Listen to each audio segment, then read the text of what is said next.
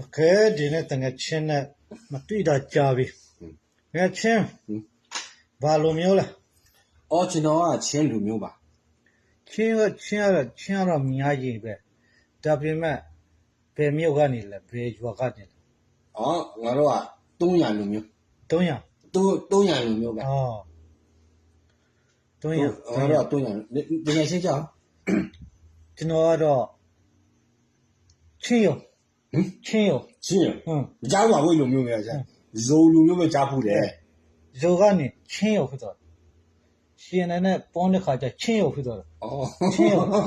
ကြည့်ရအော် ချင်းရုံဖြစ်သွားတယ် အော်ဒါဆိုငါတို့ကလူမျိုးမတူဘူးနော် လူမျိုးမတူဘူး လူမျိုးမခွဲခြားဘူးနော်နော် 300လူမျိုးနဲ့ချင်းရုံကိုဒီနေ့သိဆောင်သွားတာလေဝမ်းတာတယ် စီးတယ် ချင်းရုံနဲ့300လူမျိုးတွေသိသွားတာ ဒါရစီးရတယ်တကယ်ရှင်းနော်ငါတို့က300လူမျိုး အကျဉ်းတော့ဇုံမျိုးတွေရှိတယ်မဟုတ်လားတက်တင်လူမျိုးတွေရှိတယ် တက်တင်လူမျိုးရှိတယ်တက်တင်လူမျိုးတွေကတို့တော့တက်တင်လူမျိုးမခေါ်တော့တို့ကဇုံမီးရသွားပြီ ရုံမရသွားပြီ တီးတင်လူမျိုးကနေဇုံမီးရသွားပြီငါတို့ကဇုံမီးမကြိုက်ဘူး တမိုက်ထဲမှာငါကြားဖူးတယ်ရှိတယ်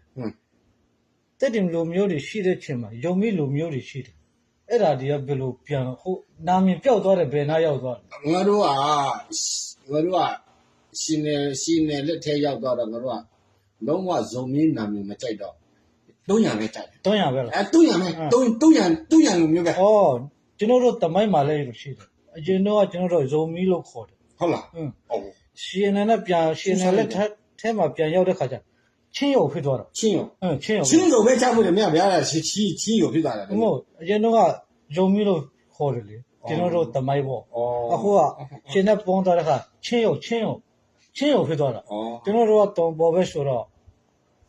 ငါစကားလည်းသိမှကြွမ်းဘူး အားနာလိုက်တယ် ချင်းရုံဖြစ်သွားတာ ချင်းရော ချင်းရုံမှာရောက်သွားတာ ကျွန်တော်ကတော့300ပဲဒါဆိုတော့လည်းမတူဘူးနော်ချင်းမတူဘူး မ နော် တူဘူးနည်းနည်းငါမတူဘူးလူမျိုးတော့မတူဒါပေမဲ့မဟာမိတ်ဖြစ်တာအရာကျူးတယ် ချင်းရောနဲ့300လူမျိုး 300လူမျိုးတွေ့တာတော့ အရန်ကျူးတယ်ထူးဆန်းတယ်မဟာမိတ်ဖြစ်စီရမယ်တယောက်နဲ့တက်ကူနေရမယ်နော် ကိုနေ300လူမျိုးချင်းရောရတွေ့သွားတာကြည့်ဦးပဲ ကြည့်ဦးပဲ ကောင်းလိုက်တာ